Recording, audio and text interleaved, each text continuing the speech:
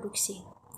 Teori produksi adalah teori yang menjelaskan hubungan antara tingkat produksi dengan jumlah faktor-faktor produksi dan hasil penjualan outputnya. Dalam menganalisis teori produksi, kita mengenal ada dua hal.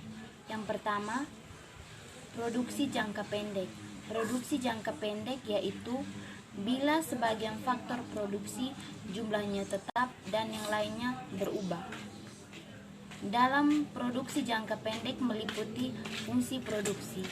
Fungsi produksi ialah hubungan teknis antara faktor produksi dan barang produksi yang dihasilkan dalam proses produksi. Ini dapat dituliskan sebagai Q sama dengan F dikalikan dengan T dikalikan dengan L, yang dimana Q adalah jumlah yang dihasilkan dalam proses produksi. Ini dapat dituliskan sebagai Q sama dengan F dikalikan dengan T dikalikan dengan L, yang dimana Q adalah jumlah yang dihasilkan dan L adalah menunjukkan jumlah anggota. Sedangkan F menunjukkan hubungan fungsional antara jumlah barang yang dihasilkan atau Q dan luas tanah atau T dengan jumlah tenaga kerja atau E. Baik, saya akan melanjutkan materi mengenai tahapan faktor produksi. Terdapat 3 tahapan faktor produksi. Tahap pertama dibatasi dari titik asal atau titik nol sampai titik maksimum produksi rata-rata. Tahap 2 dibatasi oleh titik pada saat produksi rata-rata mencapai titik maksimum sampai dengan pada saat produksi total mencapai maksimum atau pada saat produk marginal sama dengan nol. Sedangkan tahap ketiga adalah tahap setelah produksi total menurun terus-menerus. Baik, saya akan melanjutkan materi selanjutnya.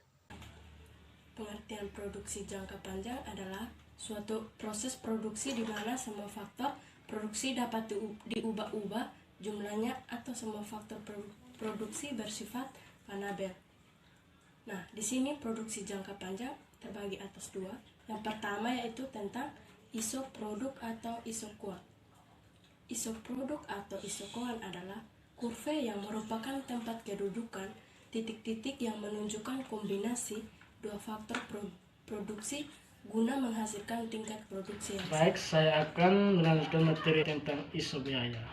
Isobiaya adalah kurva yang menunjukkan kedudukan dari titik-titik yang menunjukkan kombinasi barang-barang atau faktor produksi yang dibeli oleh produsen dengan sejumlah anggaran tertentu.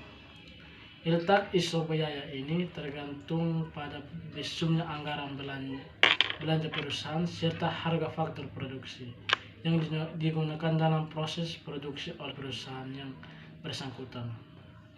Semakin besar anggaran perusahaan dengan harga faktor produksi yang tetap, maka letak dan garis isobiaya ini akan semakin menjauh dari titik asal atau nol. Kesimpulannya adalah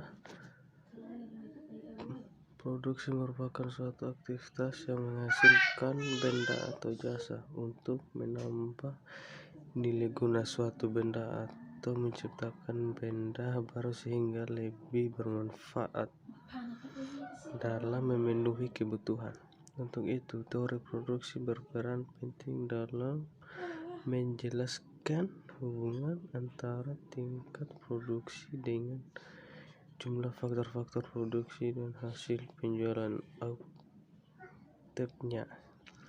Ada 2 analisis yang digunakan dalam teori produksi, yaitu produksi jangka pendek dan produksi jangka panjang.